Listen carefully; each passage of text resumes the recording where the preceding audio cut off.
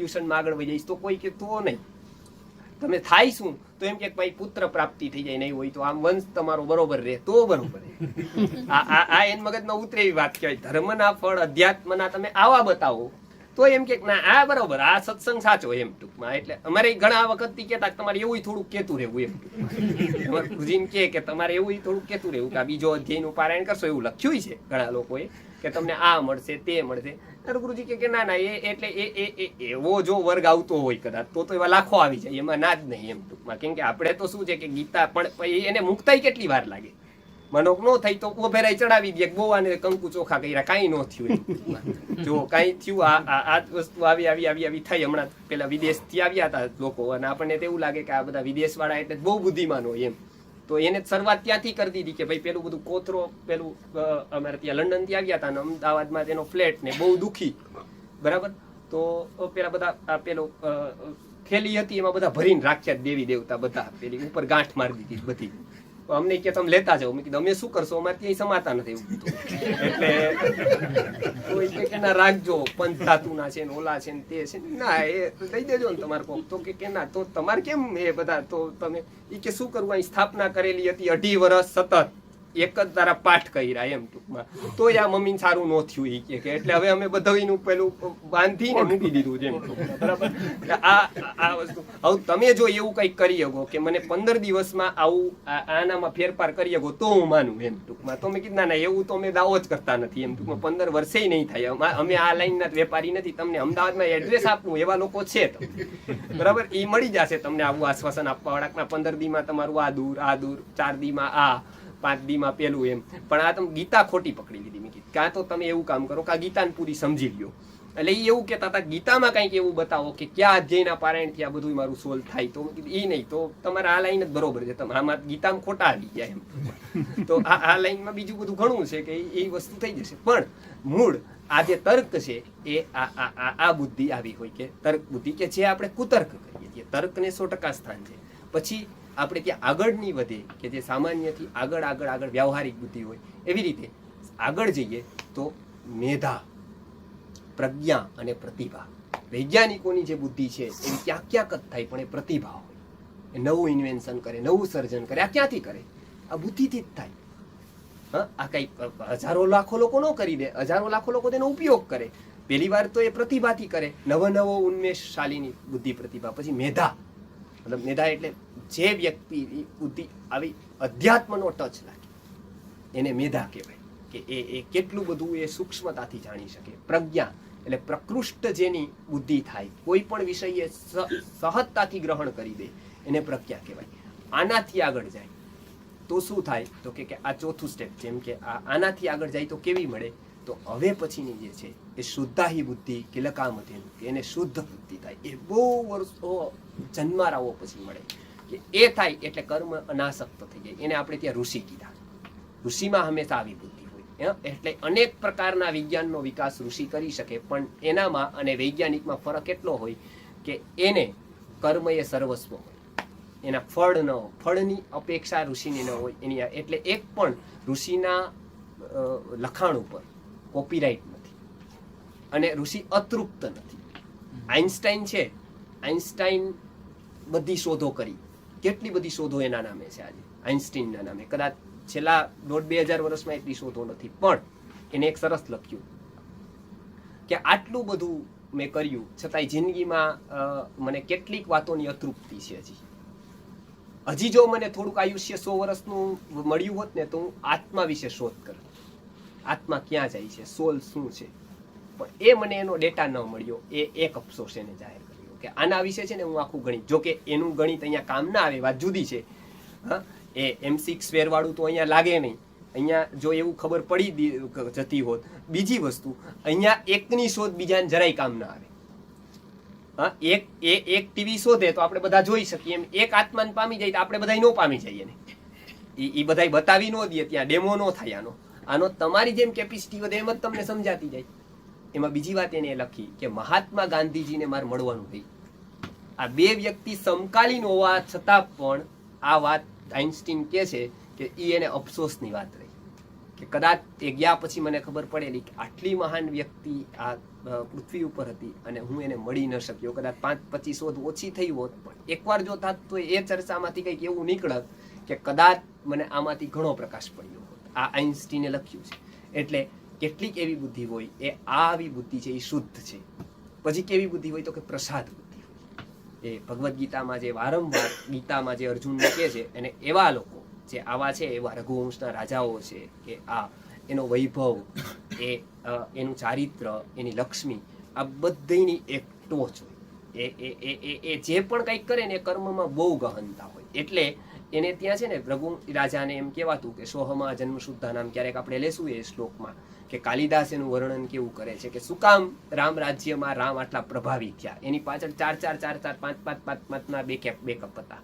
એટલે એની પાછળ જ આવી બુદ્ધિવાળા પાછળ જ શ્રી લખાતું. એટલે આખું મહાભારત જો યુધિષ્ઠિર પાછળ શ્રી છે.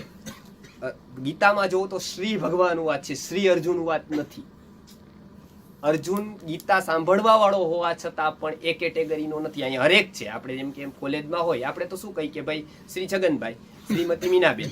પેલા એવું નહોતું લખાતું. પેલા એક કેટેગરી જેની હોય એના પાછળ શ્રી લાગે, બધા પાછળ નહોતું લાગતું. હવે તો આપણે ડિવેલ્યુ કરી દીધી. જેમ કે આપણે એવું કહીએ કે ભાઈ એમાં શું બધા લખાઈને એમ પ્રશ્નો લોકો કરે. તો અમારા ગુરુજી કહેતા હતા કે તમે બીકોમ કરતો હોય કોલેજનો તેને આઈએએસ કયો. કયો ને એક વ્યવસ્થા છે ને કે ભાઈ આ બીકોમ છે, આ બીએ છે, આઈએએસ છે. એવી રીતે શ્રીની એક કેરેક્ટરિસ્ટિક્સ હતી કે આવું હોય તો જ. એ યુધિષ્ઠિરમાં હતું, એ અર્જુનમાં નહોતું પાછું. એટલે એ શ્રી એક આટલી જેની બુદ્ધિ હોય, અજ્ઞા હોય, આવું ચારિત્ર હોય તો એની પાછળ શ્રી. એટલે શ્રી ભગવાનનું વાત છે. શ્રી ધૃતરાષ્ટ્ર, શ્રી અર્જુન એવું નથી. એટલે એક પાછળ એનું લોજિક છે. એટલે આ પ્રસાદ બુદ્ધિ. અને છેલ્લી છે એ બહુ મહત્વની વાત છે. એ છે પ્રભુ સમર્પિત બુદ્ધિ. જેને ભગવાનને કર્મો સમર્પિત કર્યા. આ કન્સેપ્ટ માત્ર ભારતમાં છે. એટલે ભારતમાં આ ટોચ ઉપર ગયું તો એનું કારણ શું? અનાસક્તિ આટલી છૂટી ગઈ. તો કંઈ પણ તમને એવું થાય તો એ ભગવાન માટે કર્યું, ભગવાનનું એ કર્યું તો અનાસક્તિ જલ્દી આવે. એટલે આપણે ત્યાં એ પ્રભુ સમર્પિત બુદ્ધિનું બહુ મહત્વતા છે. અને ગાંધીજીએ કીધું કે આટલા બધા હું કામો કરી શક્યો મોટા, એનું કોઈ એક ખરું કોઈ એક કારણ કેવું હોય તો શું કહેવાય? તો ગાંધીજીએ કીધું કે ભગવાન ઉપરની મારી અતૂટ શ્રદ્ધા.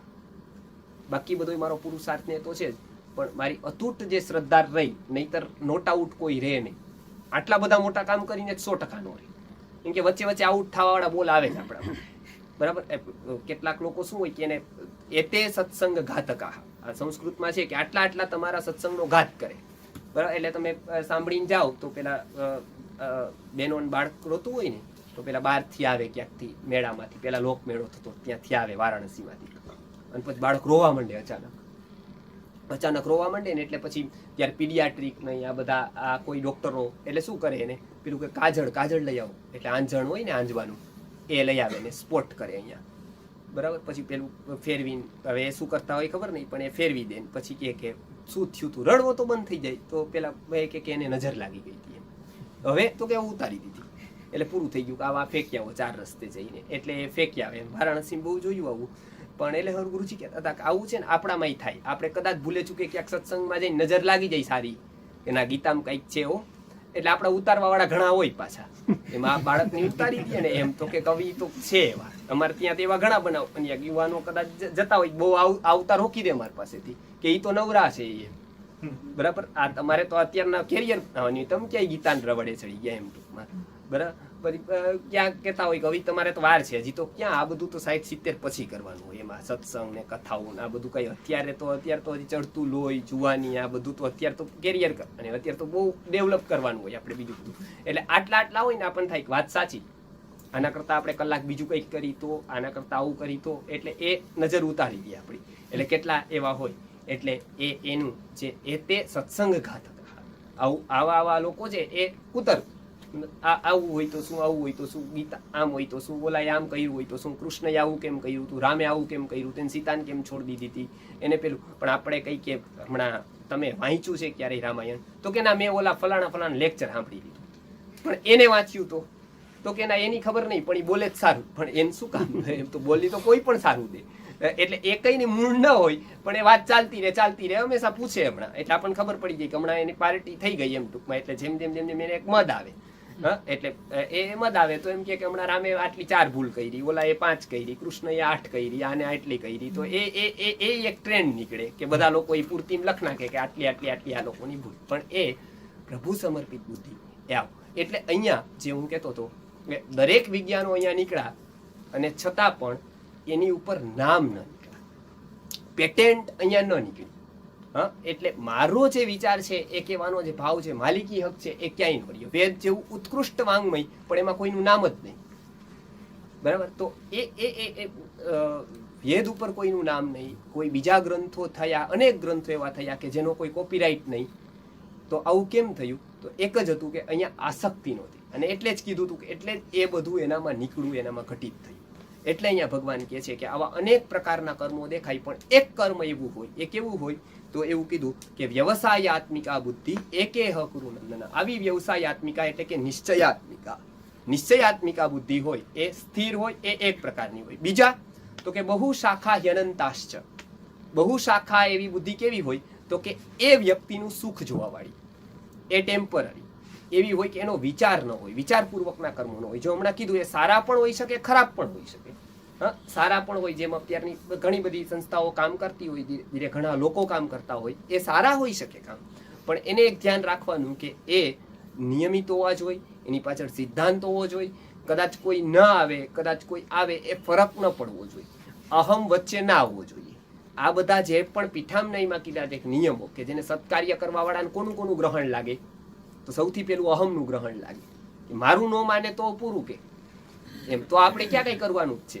એટલે માનવાનું કે અહમનું ગ્રહણ લાગ્યું એમ. બરાબર, કે ભાઈ આ આટલા વખત હું રહ્યો, પણ હવે મારું નહીં માને તો આજથી જ રીજાય, આજથી જ પૂરું. એટલે અહમનું ગ્રહણ ન લાગે, આસક્તિનું ગ્રહણ ના લાગે. કેટલીક વાર શું થાય કે કર્મોની એક ટેવ થઈ જાય કે એવું એવું એવું કરવું, એટલે એ આસક્તિ ન લાગે, ગ્રહણ ન લાગે, આ બધું. અને કોન્સ્ટન્ટ થતું રહે. એટલે અમે હમણાં કહીએ છીએ કે જે કહેતા હતા તમને ક્યાંક તમે લેવા જાઓ સાડી, અને પેલો બતાવવા માંડે 5, 7, 15 અડધી કલાક બેનો બતાવે, પછી એમ કે અમે હવે નક્કી કરીને આવશું ઘરેથી જાય. હવે બીજે દિવસે પાછા આવે, એટલે પાછું એનો એ વ્યક્તિ કે બતાવે એવી રીતના પાછા એમ કે હવે કાલ દેરાણીને પૂછીને આવશું, કાંઈ લઈને જ આવશું. એને જેવી તો એટલે બીજી વાર એ કદાચ સહન કરી લે. આવું કેટલા દિવસે સહન કરી શકે? 3-4 દિવસ. પછી એક દિવસે કંટાળી જાય. તો એમ જે કીધું કે અમે આ 6 મહિના થયા કે 8 મહિના થયા, એ જેમ માર્કેટિંગ સાડીની કરે, જેમ અમે ગીતાની કરીએ. હવે એટલું જ કહીએ કે આ માલ લ્યો, તમે વાંચો. બરાબર, અને ફોલોઅપમાં પાછા આપણે મેસેજ કિશોરભાઈ મોકલી દઈએ કે તમે વાંચજો, ગીતાજી વાંચીને આવજો. બરાબર, એટલે એક લેવલ પર ગુરુજી કહેતા હતા કે એક ટાઈમ અમારો આવે કે અમે ખોટું મૂકી દઈએ આ બધું, એના કરતાં આપણે છે ને લઈ લેવું એ વાત. આ માર્કેટિંગ જે થાય છે અત્યારના ગીતાનું, એ આપણે શું હોય, આમાં કંઈ તમારે જેવી રીત સાડીમાં જેવી રીતના છે એવી રીત કંઈ દેવાનું તો નથી. તો એ ગીતા વાંચીને આવીએ તો સરળતાથી અને ઘણો લાભ છે એનાથી.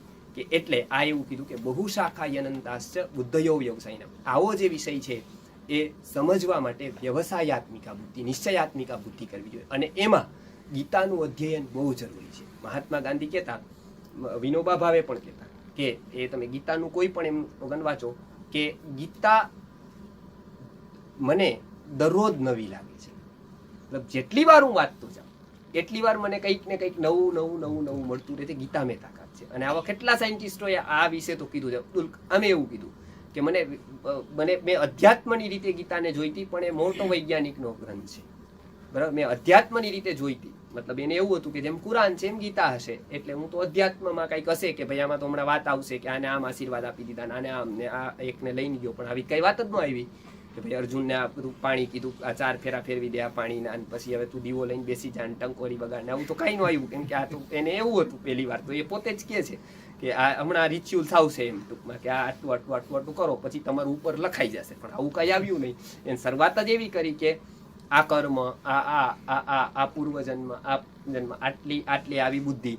એટલે એને કીધું કે એટલે નહીતર તો એને એવું કીધું કે નહીતર મારો કદાચ એ સૂતી વખતે વાંચવાનો ગ્રંથ થાત, પણ આ ગ્રંથ મારો હવે જાગૃતિ બનાવવા માટેનો થઈ ગયો. કે આ અબ્દુલ એમ કહે છે કે આ ગ્રંથ જે છે એ મારી જાગૃતિ લાવવાનો ગ્રંથ થઈ ગયો. નહીતર તો હું બેડમાં વાંચત તો બધા પુસ્તકો પડ્યા હોય એમ એકાદું આવ્યું હોય ચેપ્ટર. તો એ આમાં ને આમાં આ ફરક છે કે એટલે એ વ્યવસાયાત્મિકા બુદ્ધિ એકે હકુરુ નંદન કે એ એક જ છે અને એ પ્રાપ્ત થાય એટલા માટે આપણે ત્યાં જર્ની લોંગ છે. એ પ્રાપ્ત થાય એ આપણું ધ્યેય છે કે એવી થાય ને પછી કોઈ પણ કામ તમારું ખીલી ઉઠે. કોઈ પણ એક કર્મ, 2 કર્મ, 5 કર્મ જેટલા પણ થાય, પણ એ સત્કર્મમાં એક પ્રસન્નતા આવે, સત્કર્મનું એક લેવલ આવે. નહીતર સત્કર્મો તો ઘણા કરતા હોય પણ એનું નાનું બહુ ફરક પડે, કેમ કે એક લેવલ આવી જાય. પછી આપણને એવું ખબર જ ન પડે કે આવું શું કામ, આવું શું કામ. બાળકને એવું ખબર હોય ને, રમકડા એને 5 વર્ષનો થાય, 6 વર્ષનો થાય ત્યાં કેવો સાથે લઈને સૂઈ જાય. હાથી રમકડાનો લીધો, હમણાં મેળો આવશે તો એ સાથે લઈને સૂઈ જાય. હવે તમે એને પ્રવચન આપો કે જો આ હાથી માયા છે, ખોટો છે, રમકડાવાળો આમ છે, તો એને માર દે માને, તું આગી જા, મારે આ જોઈએ હાથી એમ. બરાબર, એ આસક્તિ નહીં લાગે એટલે હું તમે પ્રવચન કરો જ છૂટે.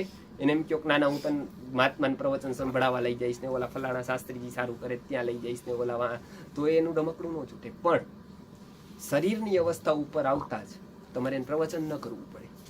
પછી થોડોક મોટો થાય ને એટલે હાથી ક્યાં વયો જાય, એની સાયકલું ક્યાં જાય, કંઈ ખબર જ ન પડે. પછી જો કે બીજા આવી જાય, ઢીંગલી બીજી નવી આવી જાય, આ રમકડાની વહી જાય, પછી બીજી ઢીંગલી પાછળ પડે. ભરતુરી કહે છે ને કે એક એક એક એક એક એક આપણું બદલાતું જાય. બુદ્ધિ કે બરાબર આ લાગતું હોય એટલે ભરતુરી કહે છે સારું જ આપણે માગી, ભગવાન આપતા નથી.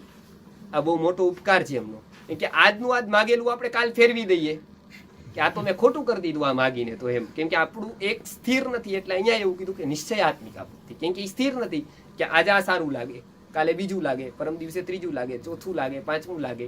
એટલે બાળકને શું હોય કે એની કેમ આસક્તિ જાય, તો કે શરીરની અવસ્થા વધી જાય તો એને રમકડા ઉપરની આસક્તિ વધી જાય. શરીરથી જ મોટો થાય બરોબર, 5-6 વર્ષનો થાય એટલે એને આવું કંઈ ગમે નહીં. પછી એની પેલી લખોટીઓના એ ન આવે, પણ એનું જગ્યાએ બીજો વિષય આવી જાય. એવી રીતે મન અને બુદ્ધિની આ બુદ્ધિ નિશ્ચયાત્મિકા થાય તો તમને જે નાના નાના મોહ છે, રાગ છે, દ્વેષ છે, એટલે આપણે એ કીધું કે રાગ દ્વેષ કો પરિહરી કરે ગુણ કી ખોજ ઘટમે ભી પ્રગટે તદા પરમાનંદ કી મોજ. પછી એની વાતો વ્યર્થ ન થાય. સાર્થકને જેને પામવા હોય એને વ્યર્થ વાતો છોડવી, આપણે તે એવું કીધું. અને વ્યર્થ જાણવાનું છોડવું. માનો કે એ જ્ઞાનથી મને ફાયદો શું, બરાબર, એ જ્યારથી તમે પ્રશ્ન કરવા માંડ્યા ત્યારે તે નિશ્ચયાત્મિકા બુદ્ધિ આવતી. એમ ઉજી ખાસ કહેતા હતા કે કદાચ આખા જગતમાં શું શું શું શું શું શું ચાલે છે જેટલું તમે જાણી લેશો, બરાબર, એ જાણકારીથી જગતને કોઈ ફરક નથી પડવાનો, નથી તમને પડવાનો. તમને જે પડવાનો જે સ્ટ્રેસનો પડશે, તમને જે પડવાનો ચિંતાનો પડશે, પણ તમારા વિશે તમે થોડું કંઈ જાણી લેશો ને એને જગતને એનાથી બહુ ફરક પડવાનો. તમે તમારા વિશે જો જાણી લેશો તો જગતને એનાથી બહુ મોટો ફરક પડશે. એટલે ઉપકાર કર્યા ને એ મોટા ભાગે જ્ઞાનીઓએ કર્યા છે. જેને પોતાને જાણી લીધો ને એ જગતનો જેવો ઉપકાર કરે છે ને એવું બીજું કોઈ નથી કરી શકતું. એટલે અને આ જ સૌથી મોટી પેલી મૂર્છા છે કે પોતાને ન જાણી શકે. હવે આગળ કહે છે કે આવા લોકો શું કરે છે, અનંત બહુ શાખાહી અનંતાશ્ચ બુદ્ધયો અવ્યવસાયી નામ. અવ્યવસાયી લોકો અનંત પ્રકારના હોય છે. તો એ કામ કેવા કેવા કર્મો કરે છે, તો હવે ભગવાન એવું આગળના શ્લોકમાં કહેશે કે અનંત પ્રકારના કામ કરે છે. અહીંયા કર્મ કાંડ, બરાબર, એનો થોડો વિરોધ આ શ્લોકમાં દેખાય છે. એવું ઘણા બધા વિચારકોનું કહેવાનું થાય છે કે જે રિચ્યુઅલ્સ છે, જે અતિ, પણ એનો વિરોધ નથી, પણ અતિનો વિરોધ છે. ભગવાન અહીંયા અતિ પકડવાની ના પાડે છે. એટલે ગીતા એ વિરક્તિમાં પણ નથી માનતી અને આસક્તિમાં પણ નથી માનતી. ગીતા અનુરક્તિમાં માને છે. ગીતા ભોગમાં પણ નથી માનતી અને ત્યાગમાં પણ નથી માનતી. ભગવાન ભોગમાં પણ નથી કહેતા કે ભોગ ભોગવો, ત્યાગ છોડી દો બધું, એવું જ નથી, એવું પણ નથી કહેતા. ભોગ ભોગવવાનું કીધું હોત તો ભગવાને ઘણું બધું આમાં લખી દીધું હોત, પણ એવું નથી લખ્યું. તો છોડવાનું ત્યાગનું લખ્યું હોત તો અર્જુનને પતાવ્યો ન હોત, સંન્યાસ લેતા રોક્યો ન હોત. તો ગીતા સંયમનું શીખે છે. ગીતા નથી ભોગ, નથી ત્યાગ, પણ સંયમની વાત છે. એ એક એક અતિમાં જવાની ના પાડે છે કે તમે આમ કરી દેશો તોય અતિમાં છે, આમ કરી તોય અતિ. કેમ કે મનુષ્યનું મન છે એ અતિ પકડી લે છે. કોઈ પણ વાત આવે તો એ અતિ પકડી લે, એ એક જ તરફ થઈ જાય. એ જ વિચારે. એટલે એવું કહે છે કે નહીં, ગીતા કહે છે કે બેલેન્સ જીવન છે, કે કેવલ ભોગમાં પણ આનંદ નહીં, વિકાસ નહીં, કેવલ ત્યાગમાં પણ આનંદ નથી, વિકાસ નથી. એટલે ગીતાનું આ તત્વજ્ઞાન અહીંયા હવે અતિ જે કર્મો કરે છે એના વિશે અને વિપરીત પ્રકારના કર્મો, આસક્તિવાળા કર્મો વાળા લોકો કેવા હોય છે અને એનું શું ફળ હોય છે એવું ભગવાન આગળ કહેવાના છે. તો આવતા વખતે હવે આપણે ફરી પાછા મળીએ ત્યારે આ શ્લોક લેશું. આમાં કોઈને કંઈ પ્રશ્નો હોય તો એ કરી શકે છે. મને એક છે હા, કે તમે પહેલા કીધું કે એવા ટાઈપના માણસો હોય કે જેને કઈ મોટિવ ન હોય ને એ લોકો કામ કરતા હોય કઈ ઈચ્છા વગર કે કઈ મેળવી શકે. પણ તમે એક રીતના જુઓ તો બધા કામમાં કઈક ને કઈક ઈચ્છા હોય ને માણસને કદાચ સારું કોઈક નું કરતા હોય તો ઈચ્છા હોય કે પોતાની ખુશી માટે ખુશી માટે કરતા હોય. એટલે કઈક મોટિવ તો હોય જ ને, કે એવું શું કામ છે કે જેમાં પાછળ મોટિવ હોય નહીં. હવે આ છે ને, આ ઇન્સ્પિરેશન મતલબ પ્રેરણા કઈ હોય મનુષ્યની પાછળની, વિચારકોનો ફિલોસોફરનો પ્રશ્ન અહીંયા આવે છે કે વ્યક્તિની કામ કરવાની પ્રેરણા કઈ હોઈ શકે, બરાબર? અને પ્રેરણા ન હોય તો કામ કરે જ નહીં, એવું.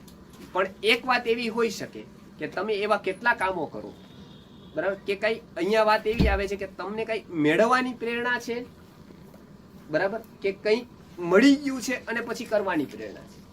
કેટલીક વાત એવી કરતા હોય આપણે કે કોકે આપણા ઉપર કઈક કામ કર્યું, પછી આપણે જયારે એનું કામ કરતા હોય ત્યારે તમારે શું હોય, ત્યારે તમારું એ કર્મ એન્ડનું હોય. તમને કઈ પ્રેરણા હોય એમાંથી કે જે આને કર્યું છે પછી હું કરું એનું કામ, તો એમાં કઈ પ્રેરણા કામ કરે કે તમારું ફૂલ થયું છે, ફીલ, તમને કઈ ફિલિંગ છે એના પ્રત્યેની, એ જ કામ કરે ને.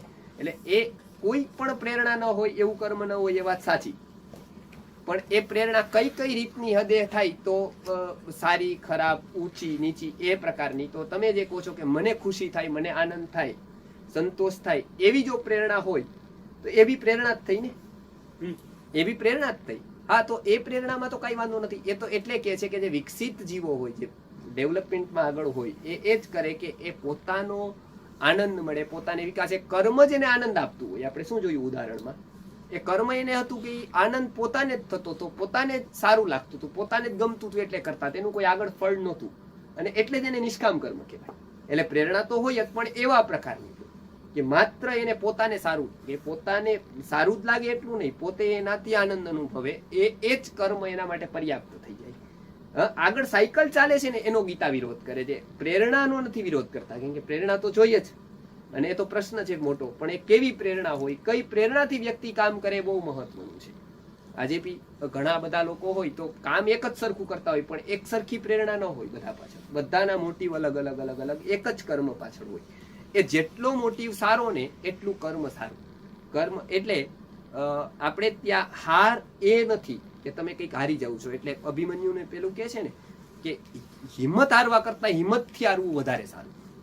મહાભારતમાં કીધું ને કે ભાઈ હિંમત હારવી જવી એના કરતા હિંમતથી હારવું વધારે સારું. કર્મો કોઈ પણ પ્રકારના કરે પણ એનો મોટિવ એ સારો હોય એટલે એ સારું. એટલે એ પોતાના તૃપ્તિ માટે કે કરતા હોય એને આત્મતૃપ્તિ કહેવાય છે. જે તમે કીધું એ લાસ્ટ સિચ્યુએશન છે કર્મની, કે એને આત્મતૃપ્તિ છે. એ એવા તૃપ્ત વ્યક્તિઓ છે. એટલે કોઈને કોઈ પ્રેરણા તો હોય જ, પણ એ આવી પ્રેરણા પોતાને સારું, પોતાને આનંદ આવે છે એટલા માટે જે કરે છે, ફિનિશ. એને બીજું કઈ એનાથી એ નથી, એને આત્મતૃપ્ત કહે છે. બીજું કોઈ?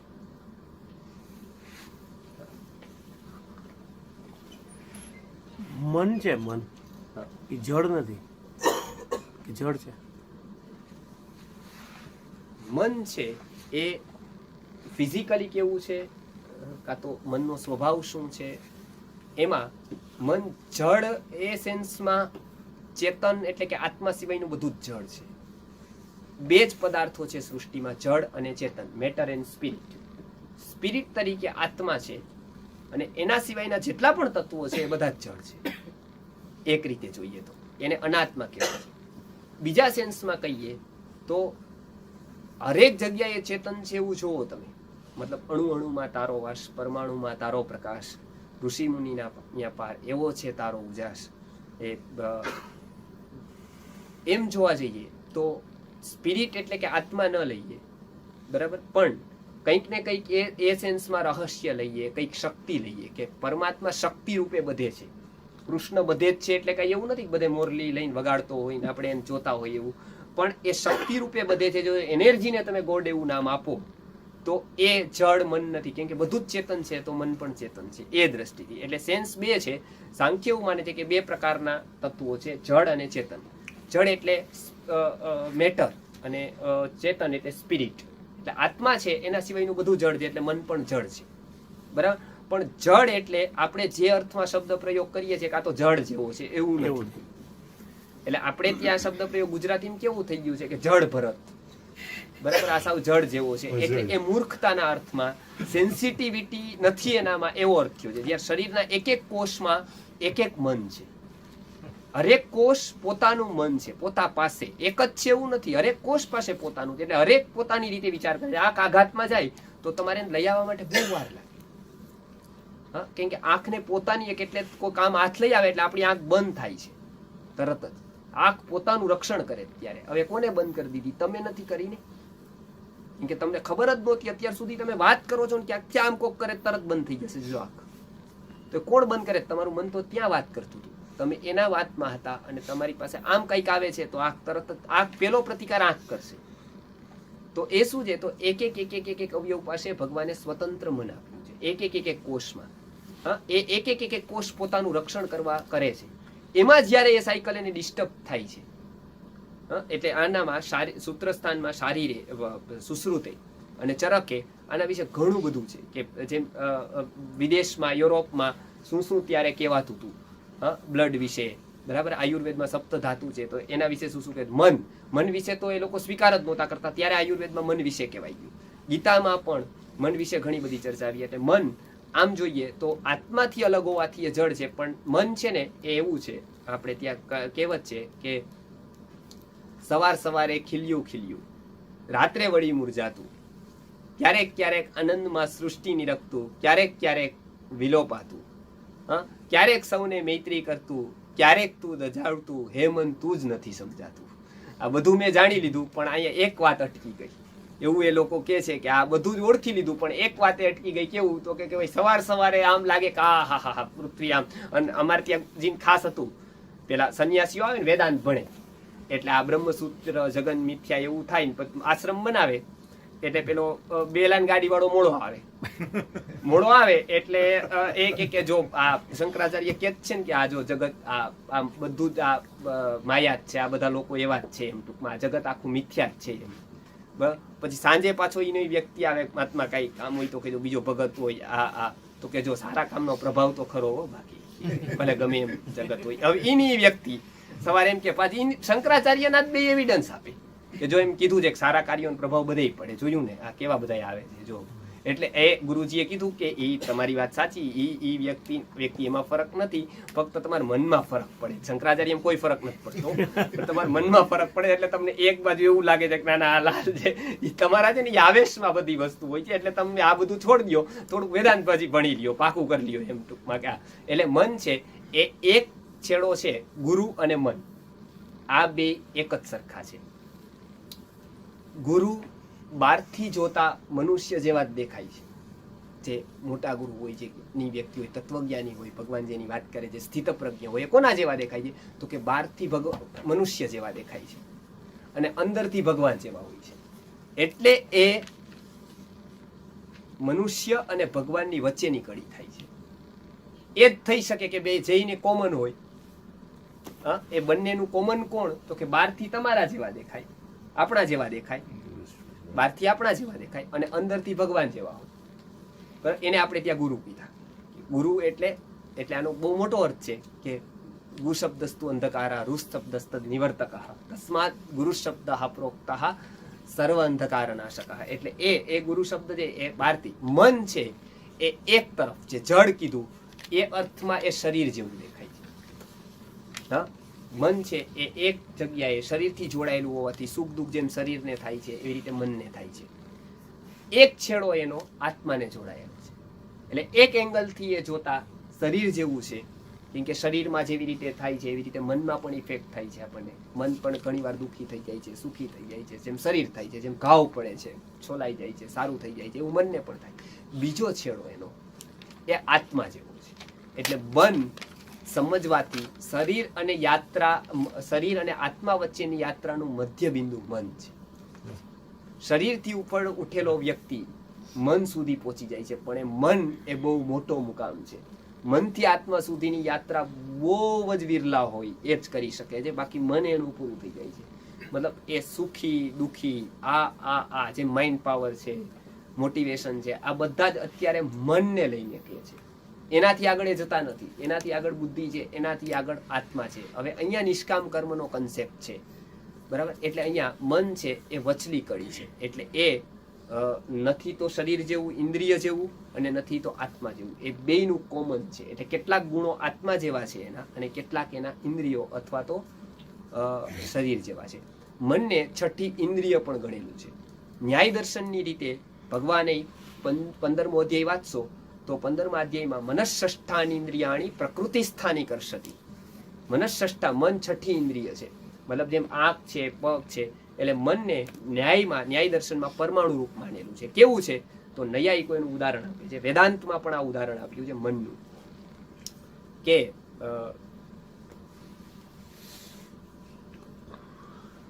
મનઃ એવ મનુષ્યાણામ કારણમ બંધ મોક્ષયો. કારણ બંધનું પણ કારણ એ છે અને મોક્ષનું પણ કારણ મન જ છે. સુખનું પણ કારણ મન છે અને દુઃખનું પણ કારણ મન છે. આ બને. હવે ન્યાયમાં ઉદાહરણ આપ્યું છે કે થર્મોમીટરમાં જેમ પારો હોય મર્ક્યુરી, એ થર્મોમીટરને ટચ ન થયેલો, બરાબર, એ આમનમ હોય. એટલે તમે ફીવર માપો એટલે એ આવી જાય અહીંયા. પેલા જે આવતા થર્મોમીટર એ પેલો તાવ માપતા તો એ મર્ક્યુરી ત્યાં આવી જાય એટલે આપણને ખબર પડે કે આટલો તાવ છે, એટલે મર્ક્યુરી જેવું હોય. એવું ન્યાય દર્શન એવું માને છે કે એક એક ઇન્દ્રિય સાથે એ કેવું છે એ જોડાયેલું હોય, બરાબર. એટલે એ ઇન્દ્રિયને એ ટાઈમે આત્મા સુધી એ જ્ઞાન પહોંચાડે. મન જ આત્મા સુધી જ્ઞાન પહોંચાડી દે. આપણને માનો કે જોયું આપણે, તો જોયું એટલે તરત શું થયું, કઈ પ્રક્રિયા થઈ, તરત ખબર પડી ગઈ કે આવું છે. તમે ટેસ્ટ અહીંયા ટીવી જોતા હોય અને દાળ તમને દે, દાળ અહીંયા જાય એટલે તરત અહીંયા ફોન કરી દે કે આ મીઠી, એટલે પૂરું કમ્પ્લીટ. તો એ તરત અહીંયા કેમ ખબર પડી ગઈ કે હા આ દાળ મીઠી જ છે, ખાટી નથી, આવી જ છે. તરત અહીંયા ટેસ્ટ જે થાય છે રસનેન્દ્રિય, એની સાથે મન સંયુક્ત થાય. એટલે એક એક ઇન્દ્રિયારે સંયુક્ત થાય એટલે મનને વારંવાર અપડાઉન કરવું પડે. અને જેટલું વધારે અપડાઉન મન કરે એટલું એ દુર્બળ બને. એટલે આપણે ત્યાં કહેવાતું કે તમે જોજો કે એક જ્યારે તમે ડ્રાઇવિંગ કરતા કંઈક સાંભળશો અને એમનેમ સાંભળશો, બેમાં ફરક પડશે. ડ્રાઇવિંગ કરતા જ્યારે સાંભળો ત્યારે મન આખારે પણ જોઈન્ટ થાય અને કાનારે. એટલે જે ક્ષણે તમે જોવો છો ત્યારે સાંભળતા નથી, અને જ્યારે સાંભળો ત્યાં જોતા નથી. કેમ કે મન એક ઇન્દ્રિયારે સંયુક્ત થયેલું હોય, એક હારે ફરે, એક ફરે. રાત્રે જ્યારે સૂઈ જઈએ ત્યારે વેદાંત દર્શનની રીતે મન પૂરી તદી નાડીમાં વયું જાય. એટલે એક એવી નાડી છે કે જે પૂરી તદી છે શંકરાચાર્યજી કે ત્યાં મન જતા જ આપણને સુષુપ્તિ થઈ જાય. ત્યાર પછી કાંઈ નહીં. એટલે આપણને ભૂખ છે, જેમ સારા કામની બધાને ભૂખ છે. જોજો, સારું કામ કોઈ પણ વ્યક્તિ હશે, કંઈક સારું કામ કરવાની એને અંદરથી ભૂખ હશે. કેમ કે એ એક ભગવાને દીધેલી એક ગિફ્ટ છે. પછી ભૂલી જાય છે એ વાત જુદી છે, એને વિકૃત કરે, પણ આમ એને સારું કંઈક ને કંઈક કરવું છે. એ ભલે એ માનતો એ સારું ન પણ હોય, પણ એ કંઈક ને કંઈક જે હાથમાં આવી જાય એ સારું. એમ એક છોડવાની પણ ભૂખ છે. તમે ગમે તેટલા 12 વાગે 1 વાગે આ પ્રવચન લાંબુ ચાલે એટલે ગમે તેવું સારું હોય, 1 વાગે તમને અને ગમે તેટલો રસ લાગી ગયો હોય ધંધામાં, કદાચ મોટી ડીલ હોય, કદાચ ગમે તેવું હોય, બધું જ હોય, પણ એક ટાઈમે બસ કાંઈ નથી જોતું. હા, એટલે એ તમને છે ને બધું છોડવા માટે એ ઊંઘ આવે છે, બરાબર. હવે ઊંઘ આપણે લઈએ છીએ તેમાં શું મળે છે આપણને? કાંઈ નથી મળતું. બીજું શું મળે છે એમાંથી? અને છતાંય બધું છોડીને વ્યક્તિને સુવાનું મન થાય છે, બરાબર. કેમ કે ગમે તેવું હશે, જોજો એ છોડી દેશે વ્યક્તિ અને ઊંઘ એને છોડાવી દેશે. ત્યારે પૂરી તદી નાડીમાં મન જાય છે. એ પૂરી તદી નાડીમાં મન જાય ત્યારે સુષુપ્તિ થાય છે. એટલે આપણી 3 અવસ્થા, જાગૃતિ, સ્વપ્ન અને સુષુપ્તિ, આ 3 અવસ્થા છે. કાં આપણે જાગતા હોય, કાં આપણે સપના જોતા હોય, જેને તંદ્રા કહેવાય, તંદ્રા અવસ્થા કહેવાય, બરાબર. એ ન તો જાગૃતિ હોય ન તો એટલે એમાં મનનો બહુ વિચાર કરેલો છે. એટલે મન ન્યાય દર્શનની રીતે તો ફિઝિકલ પણ છે કે એ પરમાણુ રૂપ છે, દેખાય નહીં એવું છે. પરમાણુ એટલે અતિશય સૂક્ષ્મ છે અને એ કામ કરે છે. એટલે મન. અને બીજો વાત કે એની જે પ્રક્રિયા છે, જે વિચારની પ્રોસેસ છે, એ 2 રીતે બતાવેલી છે. કે મનમાં જેટલા પણ વિચારો આવે છે, અત્યારના સાયન્સ પ્રમાણે દરરોજ કદાચ અલગ અલગ મતે 32,000 થી લઈ અને 60,000 સુધી એક મન વિચાર કરે છે. એટલે દરરોજ આટલા વિચાર થાય છે. એટલે તમારી એક કોઈ પણ બદલી દે વ્યક્તિની વિચારધારા, તો એટલા બધા વિચારો એ દિવસમાં કરતો રહે અને એ બધા જ વિચારો એના સારા થાય, કાં તો મોટા ભાગના સારા થાય, તો વ્યક્તિત્વ એ રીતનું એનું ઘડાય. એટલે વિચાર અનુસાર જ પછી કૃતિ થવા માંડે. એટલે એનું બહુ મહત્વ છે કે વિચાર કેવા કરવા, કેવી એમ એ વધારે સંખ્યામાં કરે છે. મન ને શુદ્ધ કરવું હોય તો સમજી એક સૌથી સારો ઉપાય કીધો છે કે વિચારો હંમેશા ઓછા કરવા તો એ ઊંડા થશે. હા, બહુ વિચાર નહીં કરવા. એટલે વિચાર કરવાની સામગ્રી જ્યાં ત્યાંથી એકઠી નહીં કરવી. મતલબ આજે ગૂગલ છે કે આજે પેપર્સ છે એ બધું આપણે જે કરીએ છીએ એ મનને માટે તો નુકસાનકારક છે. કેમ કે વધારે માહિતી જો મનને થાય તો મનને એનો લોડ પડે. જેમ આપણે એપ ચાલુ રહી જાય ફોનમાં બધી, તો ફોનને તો એ બહુ ભાર પડતો હોય તો આપણને ન ખબર હોય, આપણને એમ થાય શાંતિથી બેઠો છે, પણ એને એ લોડ પડતો હોય, એ બેટરીને લોડ પડતો હોય, એટલે એ ખરાબ થાય. એ મનને પણ લોડ પડે.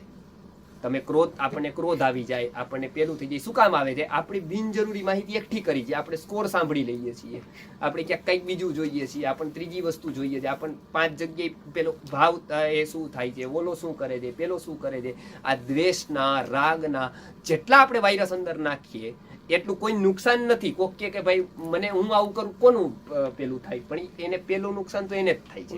એટલે આ જેટલા બી વાયરસ થાય, એટલે આપણે ત્યાં કીધું કે મન ઉપર બહુ ભાર આપો. કદાચ શિક્ષણમાંથી મારા ગુરુજી કહેતા, ગાંધીજી કહેતા હતા, ગુરુજી પણ કહેતા હતા, ગાંધીજીએ થોડુંક લખ્યું જેના વિશે નહીં યાદી તારીખમાં, કે ગુરુજી કહેતા હતા કે એક શિક્ષણમાં ખાલી મન વિશે થોડીક વાત આપવાના રહે ને, આજનો જીવન વ્યવહાર યુવાઓનો 80% બદલી જાય. કેમ કે આજે મન ઉપર કોઈનું ધ્યાન જ નથી. આપણે જે સૌથી વધારે સુખ દુઃખનું કારણ છે, સૌથી વધારે જે સમાજ વ્યવસ્થાનું કારણ છે, સૌથી વધારે જેનો ઉપયોગ કરે, જેના ઉપર રિલેશનશિપ આખી ઊભી છે, હા, એ મન વિશે કંઈ સમજાવવામાં જ નથી આવતું. હવે જેટલું જરૂરી નથી એટલું બધું અત્યારના આવે છે. એટલે આટલું જ જો સમજાઈ જાય તો મન વિશે પૂરાના પૂરા કેટલા બધા વિચાર, કેવા કરવા, કેવી રીતે કરવા, ક્યારે કરવા, શું ન કરવું, એ આપણે ક્યારેક લેશું. એનો આખો વિષય છે. હા, કે મનમાં એને શુદ્ધ રાખવા માટે શું કરવું, એ કેવી રીતના વિચાર કરવો. ધ્યાનના એવા પ્રયોગો આયુર્વેદમાં વર્ણવેલા છે, અથર્વવેદમાં વર્ણવેલા છે, કે જે ચેતનાના સ્તર ઉપર તમારું ધ્યાન જઈ શકે. પણ એના માટે સૌથી પહેલા વિચાર ઉપર કંટ્રોલ, બિનજરૂરી નહીં કરવાના. એટલે આપણે ત્યાં એ બધું મહત્વ અપાતું હતું કે આટલા વખત એકાંતમાં રહેવાનું, મૌન રહેવાનું. જે ગીતામાં વાત કરે છે, શું કામ એવું હતું? હા, કે બીજા લોકોની ચિંતા નહીં કરવાની. એ મનને એક અભ્યાસ છે. બીજો નિગ્રહથી એક અભ્યાસ કરવાનો. મતલબ કંઈક નક્કી કરેલું હોય આવું હું કરીશ તો એ કરવાનું.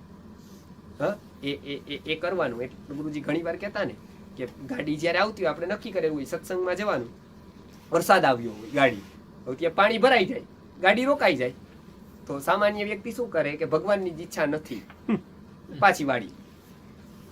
બીજો વ્યક્તિ એવું કરે કે ના ના, ભગવાનની ઈચ્છા એવી હતી, ગાડીમાં હું અહીં સુધી જાઉં, હવે ચાલીને જવાની ઈચ્છા છે, બરાબર? એટલે ગાડી ત્યાં પાર્ક કરે, હવે ચાલીને જવાની ઈચ્છા છે.